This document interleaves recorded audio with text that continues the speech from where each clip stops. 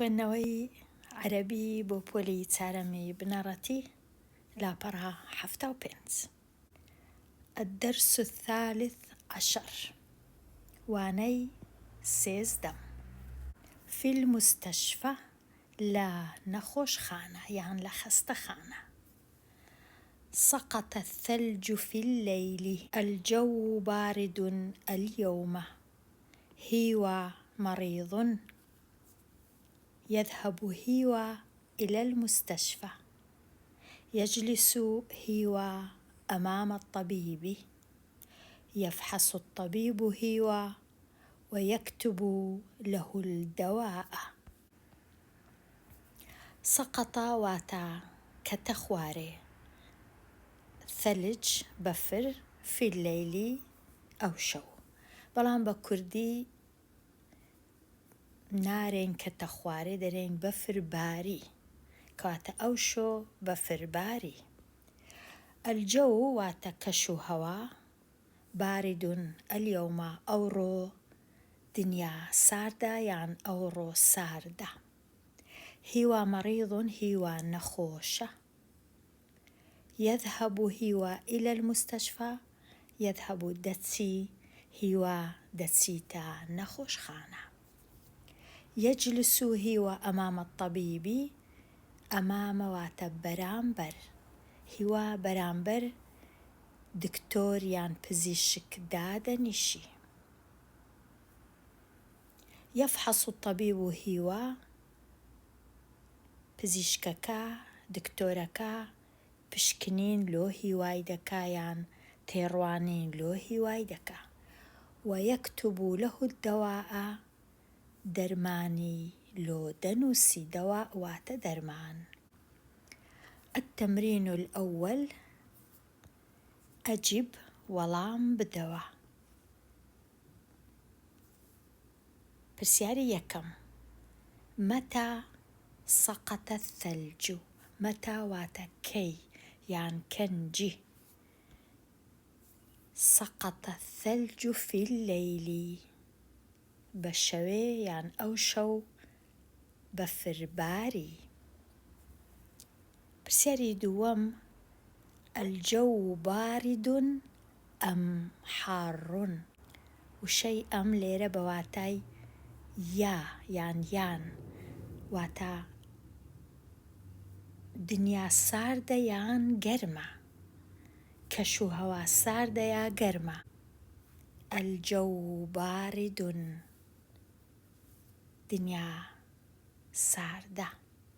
پرسیاری سێ من واتە کێ یان چێ. من ذهب إلى المستشفى. لێرە لە کاتی وەڵامدانەوەی دەبی ناوی ئەو کەسەی بینم کە چوویتە نەخۆشخانە. ذهب هیوا إلى المستشفى. پرسیاری چار ئەینە واتە لە چێن دەر لەکوێ. جەلەسە هیوا هیوا لە چێن دەر دانیشت. جەلەسە هیوا ئەمام الطبیب لە بەرامبەر پزیشکەکە یان دکتۆرەکە دانیشت. پرسیاری پێنج هەل واتە ئایا هەل فحص الطبيب المريض. ئایا دکتۆر پشکنینی لۆ نەخۆشەکەی کرد.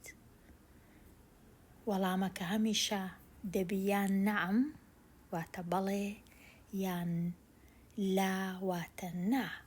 بەڵام لێرە چونکە پشکنینی لۆ کردیە نەعەم فحص الطبيب المريض.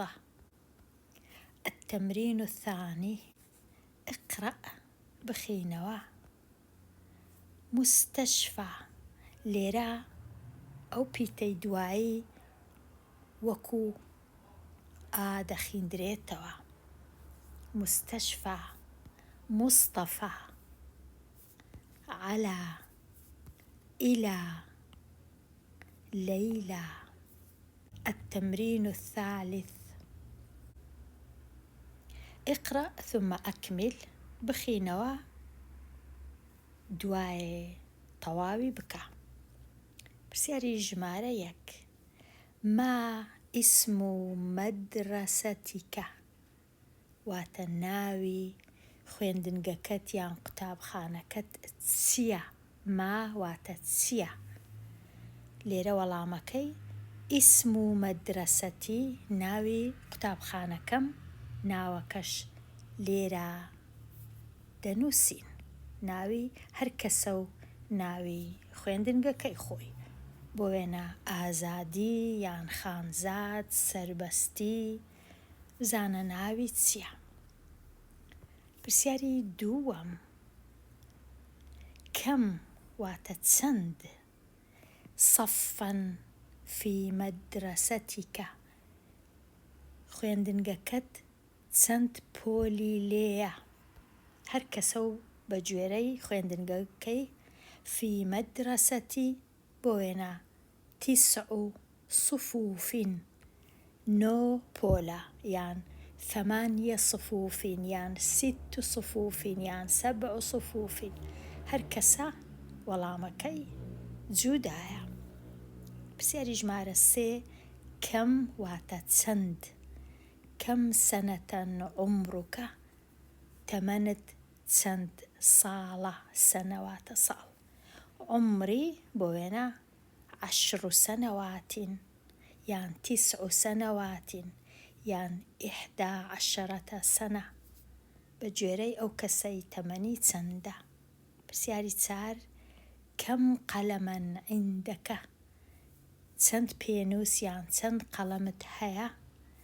عندی 5 ئەقلامین، قەلەم دەبیتە ئەقلام چونکە کۆیە، کۆی قەلەم ئەقلام. التمرين الرابع، اكتب ما يلي، ئەوەی دێ بینووسە، بخەط جەمیل، بە دەستوخەتێکی جوان و جەمیل وواضح، جوان بی و دیار بی و باش بی. 3 مرات، 3 جار ئەو ڕستەیەی بنووسەوە. النظافة من الإيمان. لێرە دێمە کۆتایی ئەوانەیە هەتاوانەیەکی نوێ هەر بژی.